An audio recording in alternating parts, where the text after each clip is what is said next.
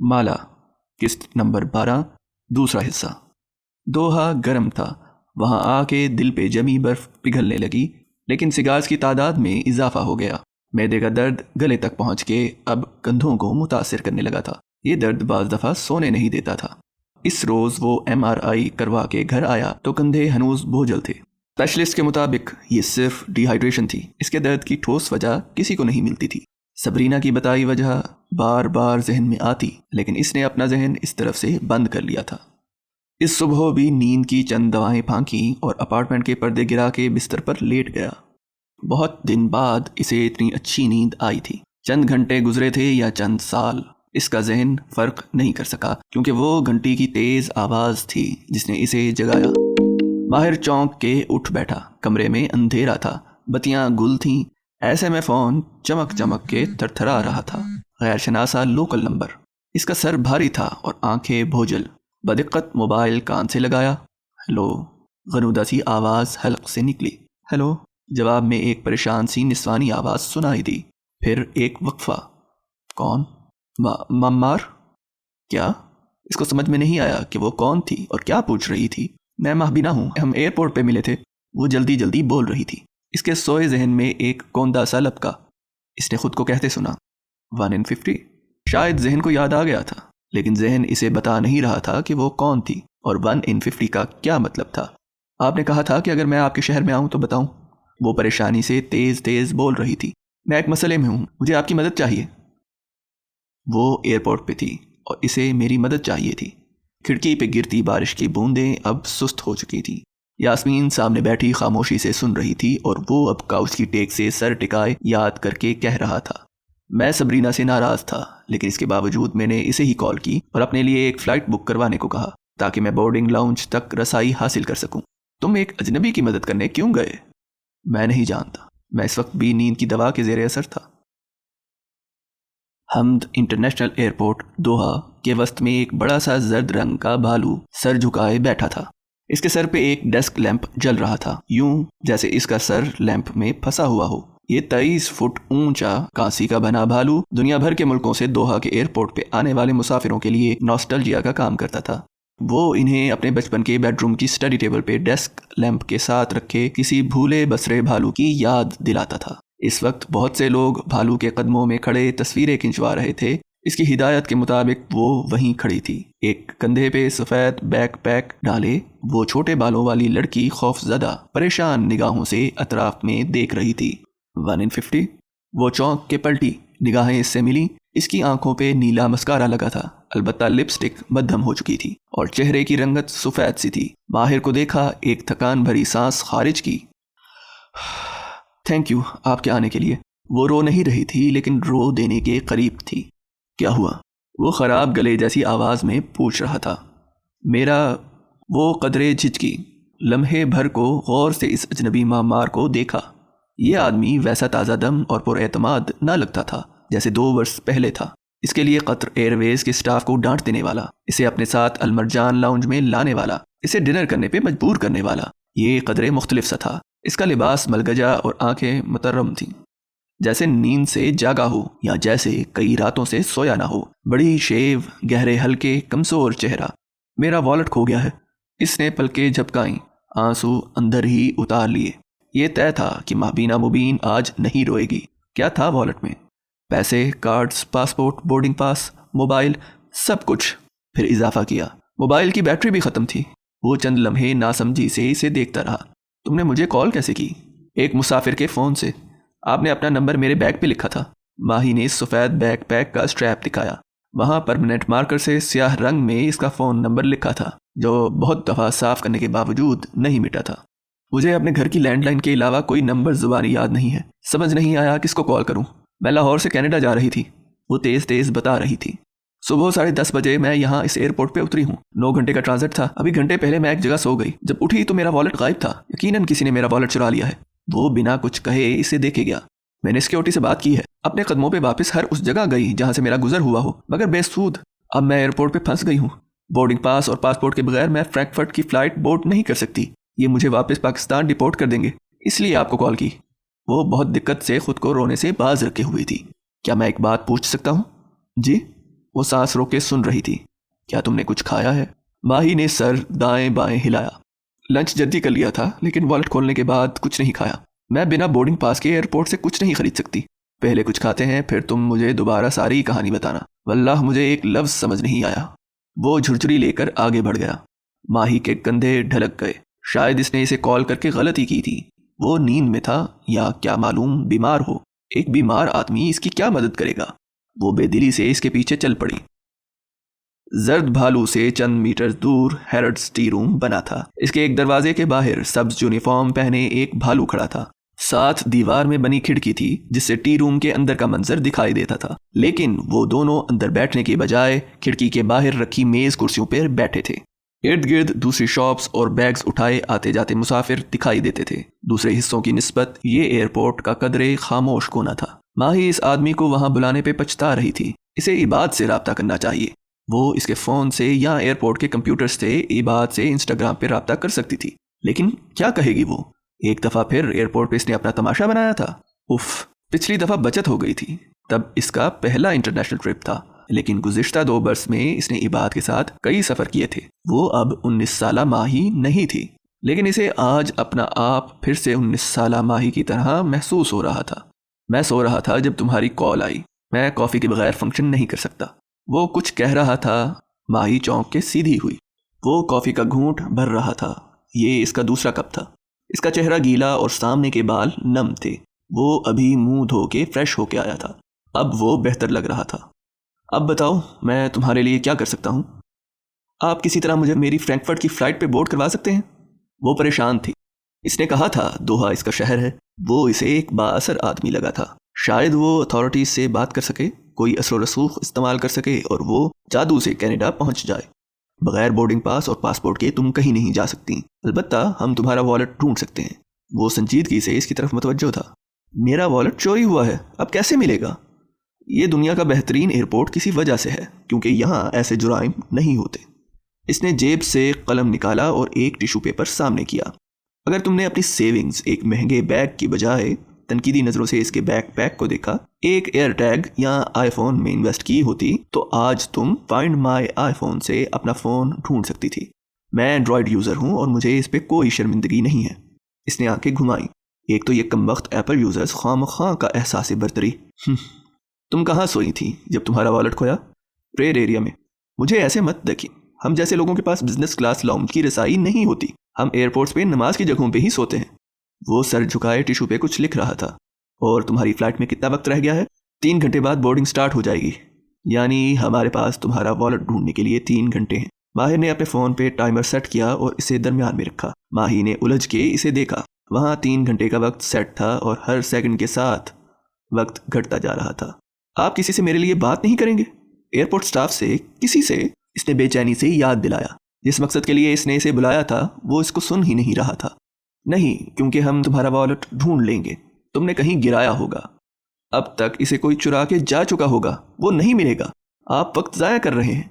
इस अजनबी ने आंखें उठा के एक नज़र इस पे डाली तो माही कदरे धीमी पड़ी। हम इसे कैसे ढूंढेंगे?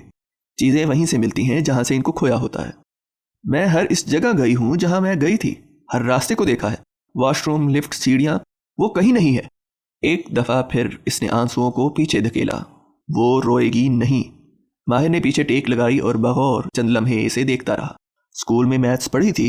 स्कूल की मैथ्स का अमली ज़िंदगी में कोई फ़ायदा नहीं होता। थ्योरम, फार्मूले, अलजबरा भी पढ़ाते थे स्कूल में। इसने नाक चढ़ाई। यानी तुमने अब तक नहीं सीखा कि दुनिया में हर शय रियाजी की मोहताज है। अब के माही को इस पे गुस्सा आने लगा। इसने पीछे टेक लगा ली और बाजू सीने पे लपेट लिए। कैसे? मैथ्स दुनिया की सबसे बड़ी प्रॉब्लम सॉल्वर है। मैथ्स के थ्योरम और फार्मूले तुम्हें इसलिए पढ़ाए जाते हैं ताकि तुम बड़े होकर अमली ज़िंदगी में इनके ज़रिए अपने मसले हल कर सको। मैं अपना वॉलेट मैथ्स के ज़रिए नहीं ढूंढ सकती मामार साहब। इसने खफकी से माहिर को देखा। किसी को नींद से कभी नहीं जगाना चाहिए। वो यकीनन इसी चीज़ का बदला ले रहा था। ढूंढ सकती हो, क्योंकि मैथ्स हमें सिखाती है कि दुनिया की हर चीज़ नंबर्स में बयान की जाती है और नंबर्स कभी झूठ नहीं बोलते। वो अब टिश्यू पे चंद लकीरें खींच रहा था। लाहौर से दोहा किस वक्त पहुंची? करीबन 10:30 बजे। यानी 10:30 बजे तुम्हारा वॉलेट तुम्हारे पास था। इसने सबसे ऊपर लिखा 10:30 AM। और किस वक्त तुमने देखा कि वॉलेट गायब है? 1:45 बजे। इसे याद आया। جب والٹ چوری ہوا میں نے وقت دیکھا تھا کیونکہ میں سو کر اٹھی. تمہارا والٹ 2 بجے چوری نہیں ہوا. اس نے تیزی سے ٹوکا. 2 بجے تمہیں معلوم ہوا کہ وہ کھو گیا ہے. ایک ہی بات ہے. ایک بات نہیں ہے. تمہیں مجھے نمبرز میں بتانا ہوگا کہ تم 10:30 بجے سے 2 بجے تک کیا کرتی رہی ہو. ایک ٹرانزٹ کرنے والا مسافر بار بار گھڑی دیکھتا ہے. نمبرز مجھے بتائیں گے کہ تمہارا والٹ کہاں ہے.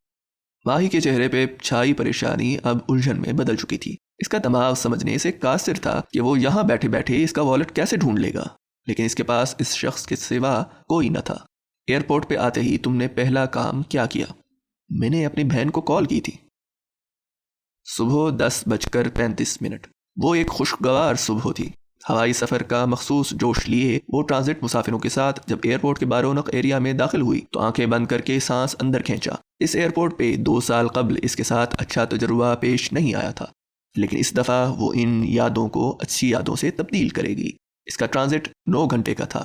وہ کھائے پیے گی، انجوائے کرے گی، شاپنگ کرے گی. 9 گھنٹے بعد اس کی فرینکفرٹ کی فلائٹ تھی اور وہاں سے وینکوور. ہر چیز بہتر طریقے سے ہو رہی تھی. ماہی نے سفید بیک پیک سے سرخ رنگ کا والٹ نکالا اور اس کی زپ کھولی.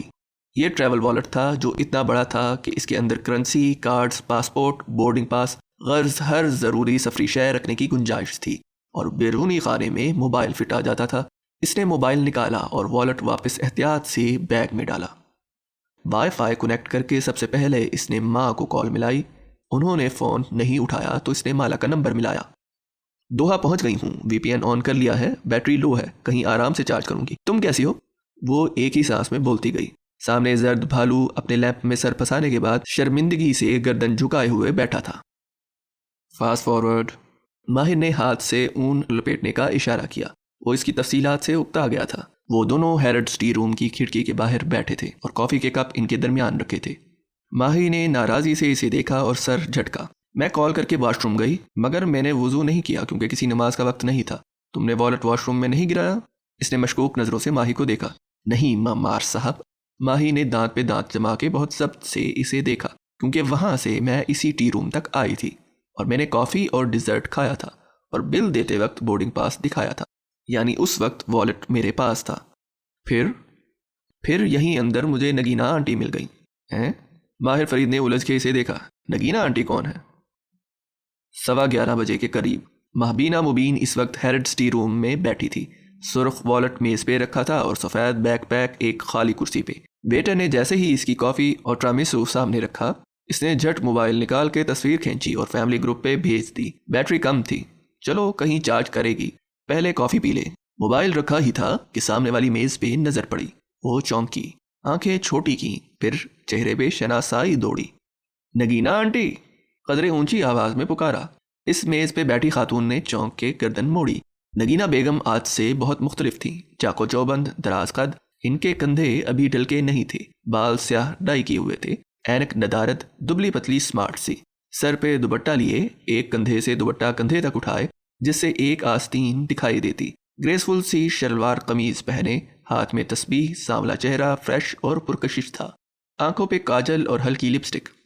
وہ ایسی خاتون تھیں جنہوں نے بڑھتی عمر کے باوجود خود کو فٹ رکھا ہوا تھا. ماہی کو دیکھ کے ہلکا سا حیران ہوئیں، پھر لب مسکراہٹ میں ڈھلے. اپنی جگہ سے اٹھیں اور اس کے سامنے آئیں. میں ماہی ہوں، حورے جہاں کی بیٹی. وہ تیزی سے کھڑی ہوئی. بالکل، میں پہچان گئی ہوں بیٹا، بہت عرصے بعد دیکھا ہے.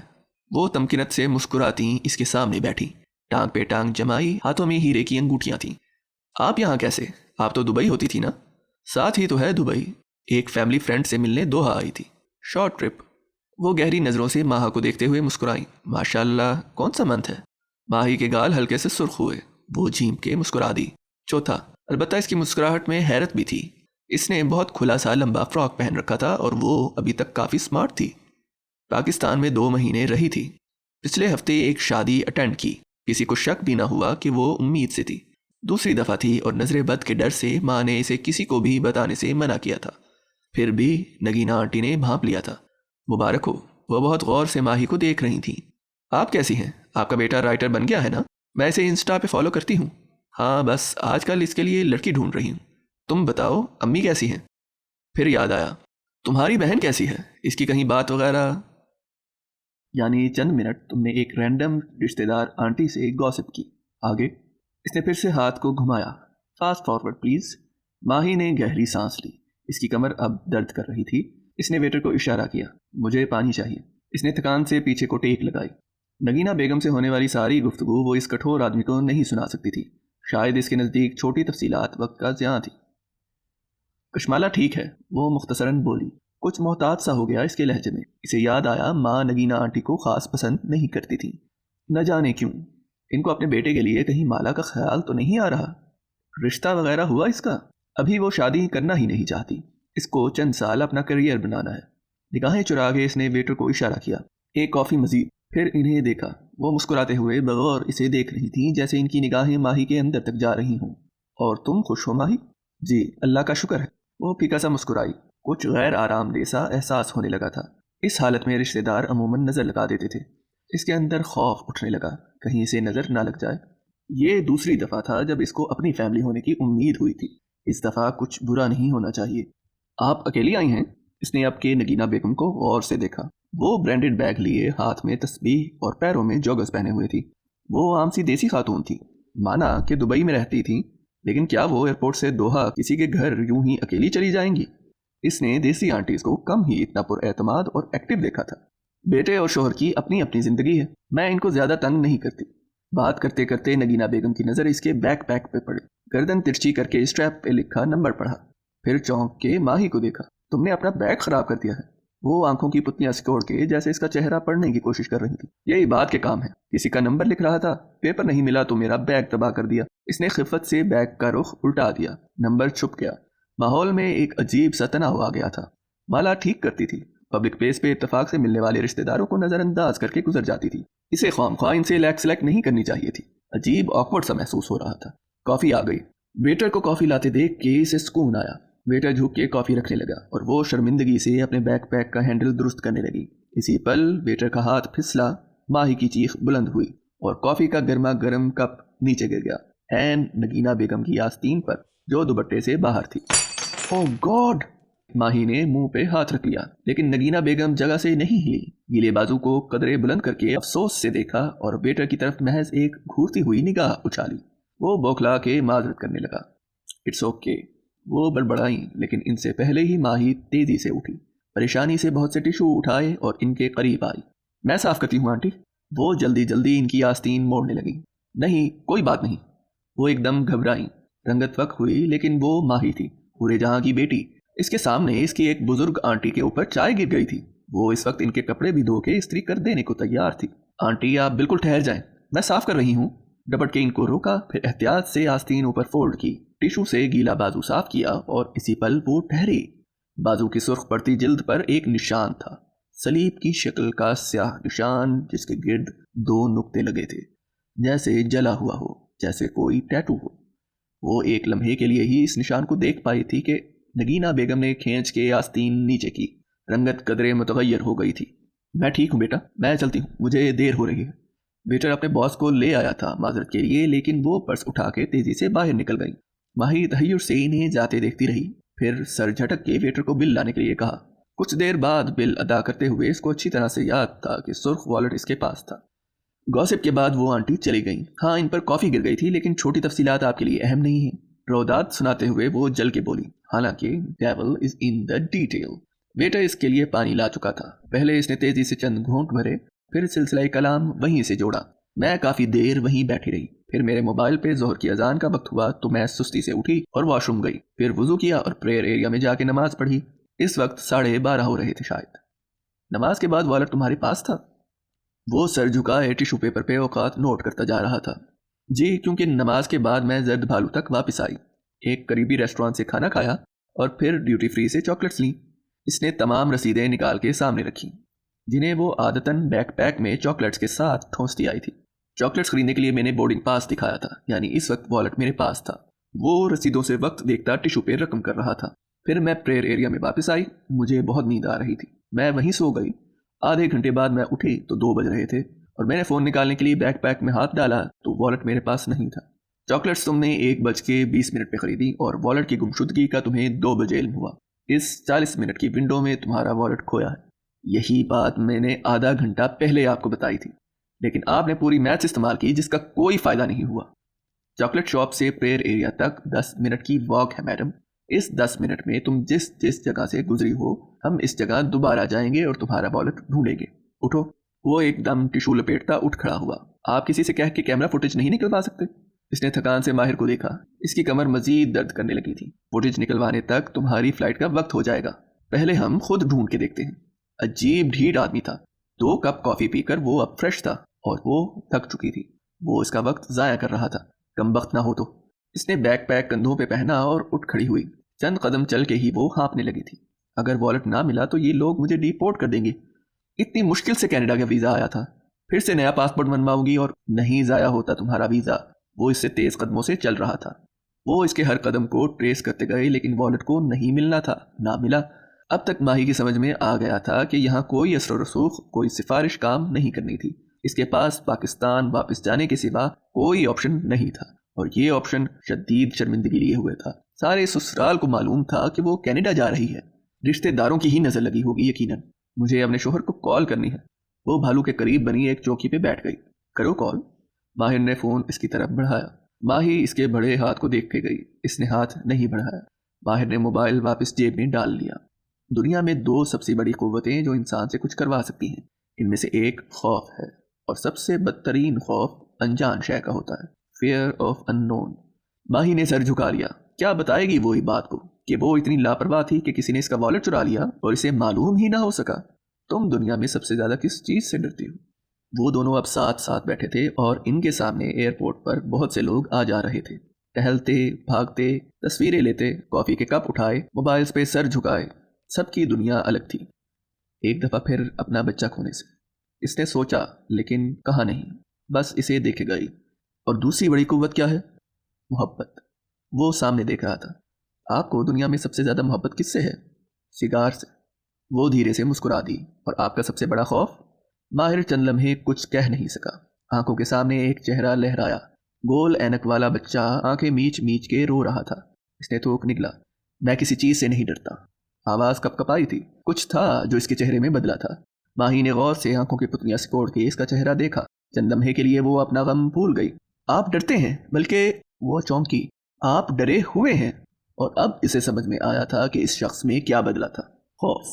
یہ خوف تھا جو اس کی شخصیت میں جمع ہو گیا تھا اور اس نے سب بدل کے رکھ دیا تھا. میں کسی چیز سے نہیں ڈرتا چاہے وہ نظر آئے چاہے نہ نظر آئے. وہ سر جھٹک کے سامنے دیکھنے لگا. نہ نظر آئے؟ ماہی نے بغور اسے دیکھا. ماہر نے جواب نہیں دیا. وہ سامنے دیکھے گیا. تب اسے احساس ہوا کہ وہ زیادہ ہی پرسنل ہو گئی تھی. اسے ایسا کمنٹ نہیں کرنا چاہیے تھا. سوری میرا مطلب تم نہ نظر آنے والی مخلوق پہ یقین رکھتی ہو؟ جیسے اس کی نظریں سامنے آتے جاتے لوگوں کے ہجوم پہ جمی تھیں. جیسے جنات؟ ماہر نے چونک کے اسے دیکھا. پھر اس کے کندھے ڈھیلے پڑ گئے. سر اثبات میں ہلا دیا. ہاں آپ نہیں کرتے؟ پتہ نہیں لیکن میں ایک ایسی جگہ گیا جہاں انسانوں کے اندر جنات بول رہے تھے. وہ لوگ کشت تھے یا ناٹک کر رہے تھے میں سمجھ نہیں سکا. ایسے لوگ کشت ہوتے ہیں نہ اداکار. پھر کیا ہوتے ہیں؟ بیمار. وہ صرف بیمار ہوتے ہیں. وہ جہاں تھا وہیں رہ گیا.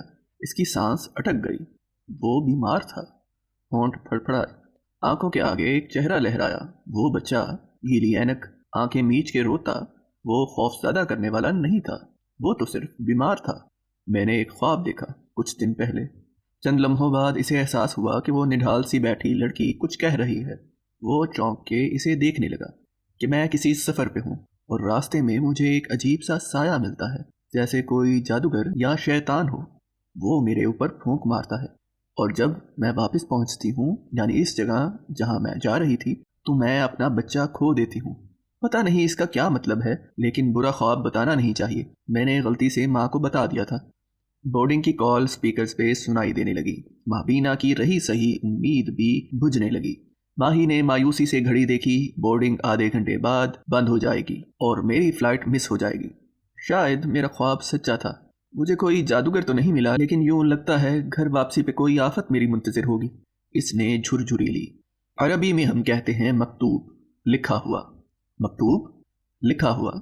جو ہونا ہے اور جو نہیں ہونا سب لکھا جا چکا ہے. تمہارے بچے کی زندگی بھی موت بھی. پھر خوف کس چیز کا؟ اور وہ جو اتنی دیر سے آنسو قابو میں رکھے ہوئے تھی ایک دم جیسے آنکھوں کے بند ٹوٹ پڑے. آنسو زاروں کے تار بہنے لگے۔ میں اتنی لاپرواہ کیسے ہو سکتی ہوں؟ وہ ایک دم بچوں کی طرح رونے لگی۔ ماہر نے چہرہ موڑ کے اسے دیکھا۔ وہ دونوں ساتھ ساتھ اس چوکی پہ بیٹھے تھے اور وہ چہرے کو ہاتھوں میں چھپائے روئے جا رہی تھی۔